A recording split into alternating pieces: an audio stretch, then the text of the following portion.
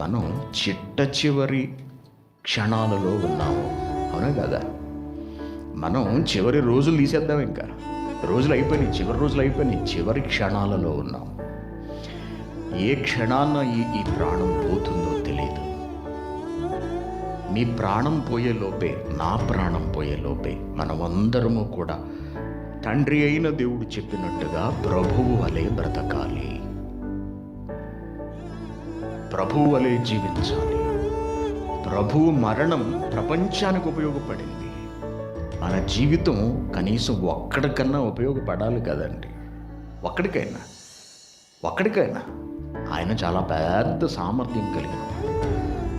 కనీసం మనం ఒక్కడి జీవితం కొరకైనా బ్రతకకపోతే, మన బ్రతుకు కాలంలో ఒక్క ఆత్మనైనా సరే మనం రక్షించకపోతే, మనం కాపాడకపోతే, మనం వెలిగించకపోతే ఎందుకు మన బ్రతుకు చెప్పండి?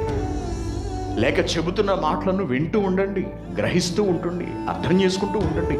అప్పుడైనా మన బ్రతుకు మారుతుందేమో. ఎంతకాలం అండి ఈ జీవితం మనకు ఎలాగా?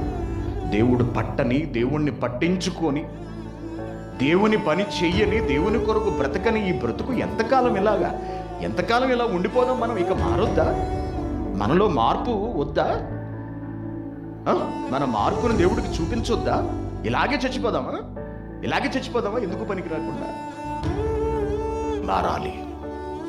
ఈ రోజు నుండైనా సరే మన జీవితంలో మార్పు రావాలి, మన ఆలోచనలో మార్పు రావాలి, మన బ్రతుకులో మార్పు రావాలి. మరణించే లోపే దేవుడు మీ జన్మలో మీకు ఇచ్చిన బాధ్యతలన్నిటినీ పూర్తి చేయండి, క్రీస్తు వలె పూర్తి చేయండి.